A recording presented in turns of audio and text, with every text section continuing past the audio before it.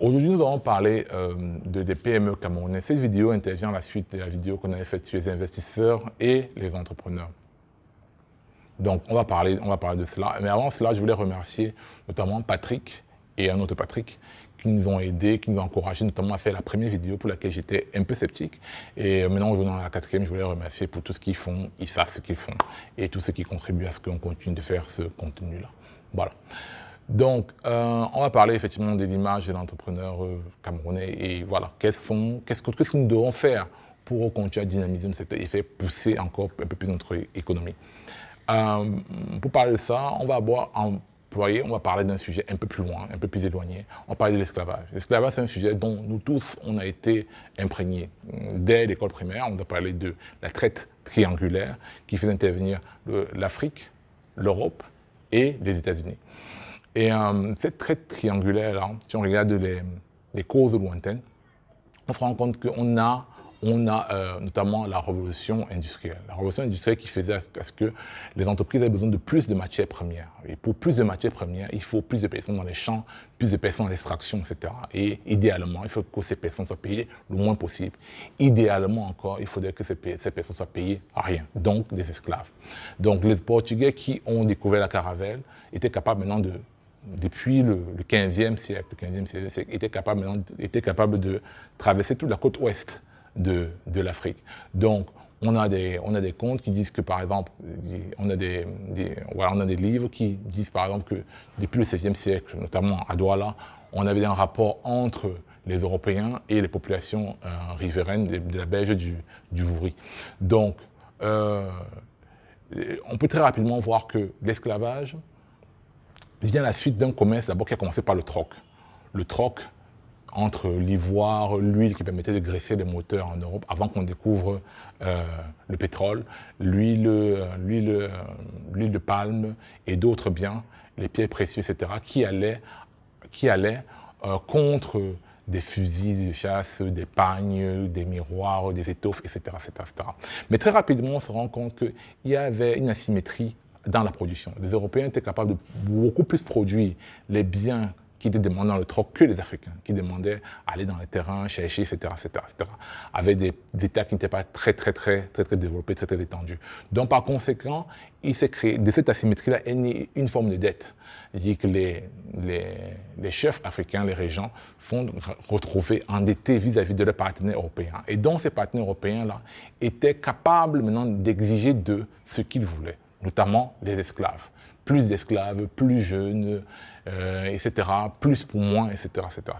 Voilà. Donc on se rend compte comment est-ce que la dette entraîne la différence de production entraîne la dette, et la dette entraîne une imposition. C'est-à-dire que les gens à qui vous devez sont capables maintenant de venir imposer ce qu'ils veulent dans votre territoire.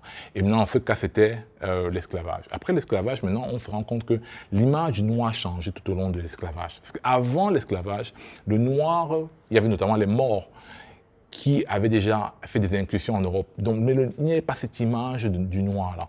Cette image du noir en Europe a été développée, l'image du noir mi-homme, mi-bête, comme disait Hegel, la bestialité, la paresse, l'inintelligence, la bêtise, des hommes enfants, etc., comme disait encore l'autre écrivain. Ce sont des choses qui ont été créées tout au long de l'esclavage pour permettre aux populations d'avoir des pensements intellectuels, pour comprendre que ces hommes-là n'étaient pas en fait des hommes et qu'ils méritaient à peu près le sort qui leur était réservé. Donc, cette image-là a contribué au fait que depuis la traite négrière jusqu'à la colonisation, la fin de la colonisation, les Noirs n'ont pas pu accumuler du patrimoine intergénérationnel. Et cela a eu des lourdes conséquences. Cela a des lourdes conséquences jusqu'à aujourd'hui. Et cette capacité, cette non-capacité de pouvoir accumuler du revenu intergénérationnel était très liée à l'image, tel qu'on a pu le démontrer tout à l'heure. Maintenant, si on regarde encore nos pays aujourd'hui, le Cameroun, on va se rendre compte que l'assiette fiscale émane à plus de 80% des entreprises multinationales et des entreprises étatiques.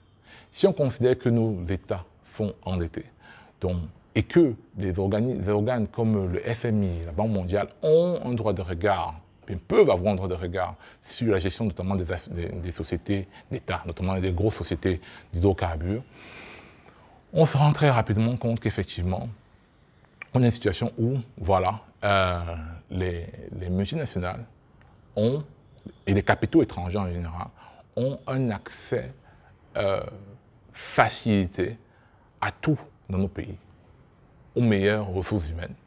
À l'heure de l'économie de la connaissance, c'est la chose la plus importante, aux terrains, aux terres arables, aux sources d'eau, à l'infrastructure réglementaire, aux États, aux gouvernants, à la justice, etc., etc., etc.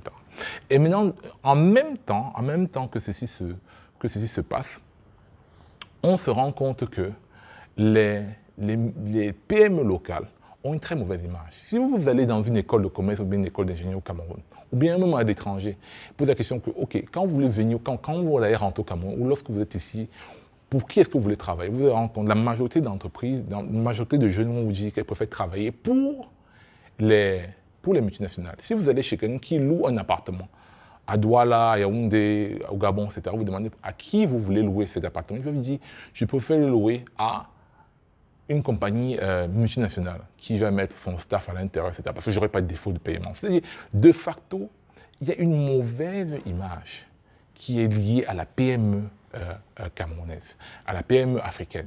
On lui attribue directement les torts. On peut faire un petit parallèle entre l'image de l'esclave et l'image de ces PME-là. Et on voit en quoi est-ce que, entre guillemets, elles sont esclaves. Moi, je les appellerais beaucoup plus des chauffeurs de stade, mais on va parler de ça tout à l'heure. Donc, on voit comment l'image de la PME fait à ce qu'elle n'a pas accès au grand talent, ce qui est extrêmement important à l'heure où on parle aujourd'hui, qui est l'heure de l'économie de la connaissance. Elles n'ont pas accès au grand talent. Elles n'ont pas accès à la ressource financière à des taux, au même taux que les entreprises extérieures. Et elles n'ont pas le crédit que la population puisse leur accorder pour faciliter les opérations au jour le jour. Donc, par conséquent, ils ont plus de difficultés aux douanes, ils ont plus de difficultés aux impôts, etc., etc. Tout ce sont des corollaires du fait que l'entreprise locale pèse pour peu. Et tout à l'heure, on parlait de la dette. Et Thomas Piketty, qui est un économiste, disait, ce n'est pas le seul, qu'un pays est détenu lorsque la majorité de sa dette est acquise par des étrangers. Si vous regardez par un pays comme le Japon, vous allez vous rendre compte que le Japon, la situation de l'endettement du Japon par rapport à son PIB est peut-être même plus dramatique que celle du Cameroun. Parce qu'on a 20 quelque chose de pourcent. Eux, ils sont encore beaucoup plus hauts. C'est 80-90% de leur PIB. Mais la différence, c'est que la dette est détenue par les nationaux. Ça fait que la gestion de la dette, par l'État peut être beaucoup plus sereine. Or, ici, on n'a pas ça. Les dettes africaines, dettes de nos pays, sont majoritairement détenues par des étrangers, des bailleurs de fonds étrangers. Notamment à différence du Ghana qui fait quelque chose de différent depuis, je pense, 2 ou 3 ans, sous Akufo-Addo.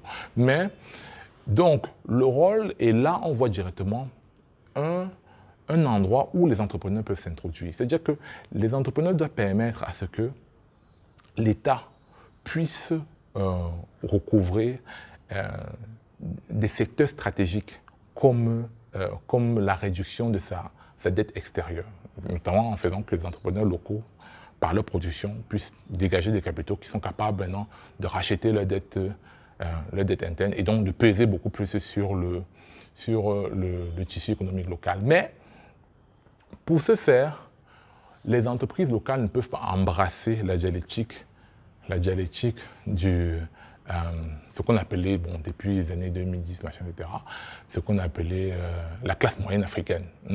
La classe moyenne africaine, ce qu'on appelle la classe moyenne. C'est-à-dire que ces gens-là qui ont notamment ce qu'on appelait au moment de la colonisation des attitudes d'évoluer. C'est-à-dire qu'à l'époque de la colonisation, il y avait 2 types, les gens qu'on appelait les indigènes, les gens qu'on appelait les évolués. Les évolués, c'était ceux qui épousaient les mœurs des Européens, qui portaient des costumes, qui travaillaient avec eux, etc. Et la classe moyenne représente à peu près ça. Ce sont des évolués, des gens qui voyagent, qui parlent bien, qui sont dans les écoles à l'extérieur, etc., etc. Et sont eux que les PME locales visent aussi. Or, c'est là où intervient le concept de chauffeur de stade. Par exemple, dans tous nos pays, notamment au Cameroun et dans d'autres pays, on a vu depuis quelques années l'implantation, par exemple, de Carrefour. Carrefour est venu s'implanter, bam, dans nos différents pays. Mais avant ça, il y avait des supermarchés qui, eux, ont habitué les consommateurs au fait d'aller dans les supermarchés, de payer, de se mettre en rang, de prendre des produits dans des files, etc., etc., etc. Ce sont eux qui ont habitué les consommateurs à cela. Mais maintenant, ceux qui vont encaisser l'argent de ce nouvel habitus-là, ce sont ces multinationales-là, parce qu'elles ont accès à plus de moyens, elles ont accès à plus de talents, etc., etc. Donc, par conséquent, elles sont capables de venir écraser le marché. C'est pour ça qu'on dit chauffeurs de stade. Ils apprêtent juste le terrain pour que ces gens-là, lorsque le marché est déjà prêt, viennent rafler toute la mise. Donc, par conséquent, les entreprises locales ne peuvent pas avoir cette stratégie-là de la classe moyenne.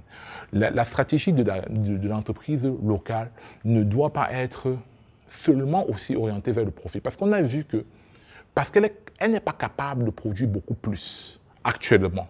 C'est-à-dire qu'avec les talents que nous avons disponibles dans la PME locale, avec les talents que nous avons, avec les ressources financières que nous avons, il est très compliqué de produire pied pour pied avec une entreprise comme Nestlé, une entreprise brassicole, etc. Ça sera très, très, très difficile. Donc, il faut jouer le jeu différemment. La tactique de l'entreprise doit être une tactique communautaire et notamment tacler le plus grand problème qui existe dans nos sociétés. Aux États-Unis, par exemple, depuis ce dernier temps, on voit que la fracture au niveau de la société sociale, c'est au niveau du racisme. Mais la fracture dans nos pays africains, nous, c'est la pauvreté. Parce que la chose que les gens fake, la chose dont les gens font le plus semblant, comme c'est faire semblant d'être riche.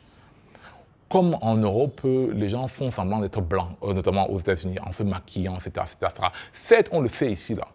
Mais la chose qui touche le plus les gens, c'est la pauvreté. Le fait d'être assigné à la classe pauvre. C'est vraiment quelque chose dont les gens essaient de s'échapper. Comme les Antillais essayaient de s'échapper de la race noire en se mariant avec des blancs au fur et à mesure, devenant chabins, etc., etc. Donc, on a ce même phénomène-là, mais avec la pauvreté. Donc, les entreprises camerounaises doivent s'attaquer au phénomène de la pauvreté. Essayer de jouer sur la pauvreté. Et dans la pauvreté, il y a deux classes qu'on ne voit pas, qui n'existent pas dans les réflexions des entrepreneurs. Il y a les retraités, et il y a les chômeurs. Et ces deux classes sont liées, les retraités et les chômeurs.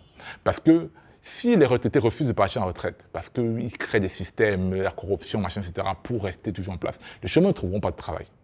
Donc, il est important que dans les stratégies des entrepreneurs, on puisse prendre en compte ces deux catégories-là. Et ces deux catégories-là qui permettront effectivement à ce que la société redore l'image de la PME parce qu'elle est capable d'impacter positivement la communauté. Okay? Et donc, on ne pourrait même pas exclure le fait que des députés, des gens mettent sur le planche que donc, comme les entreprises locales travaillent de façon éthique et responsable à relever les communautés, à structurer les communautés, okay? On peut dire que les gens qui sortent de telles écoles, machin, etc., doivent faire un stage de 1 an et de 6 mois ou bien de 2 ans dans les compagnies qui sont labellisées X, les compagnies qui sont labellisées Y avec le concours de l'État. C'est quelque chose qui est possible, c'est quelque chose qui est faisable, c'est quelque chose qui doit se faire. Parce que dire qu'on va vendre 2 tomates et puis grandir, etc., ça ne marche pas. Depuis que nous sommes au Cameroun, depuis que nous sommes des indépendants, on n'a pas d'entreprises au Cameroun qui sont là depuis 70 ans. Depuis même 50 ans, ça n'existe pas. On n'a pas d'entreprises qui ont 50 ans au Cameroun. On a des hôtels qui changent de nom, qui changent de gérance. On ne peut pas dire qu'il y a une continuité dans l'entreprise. On n'a pas d'entreprises qui ont 50 ans. D'entreprises individuelles qui ont été créées, qui ont 50 ans. On n'en a pas. Donc, on espère qu'on va en créer. On y croit.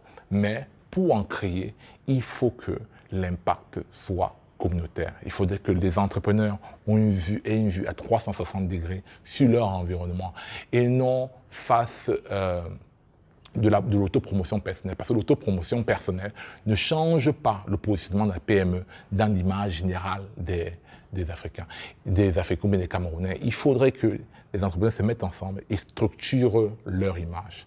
Donc, c'était une piste de réflexion aujourd'hui. on pourra peut-être discuter beaucoup plus sur le sujet. Laissez les commentaires en bas, partagez, souscrivez pour que nous continuions de faire ce contenu-ci. Merci.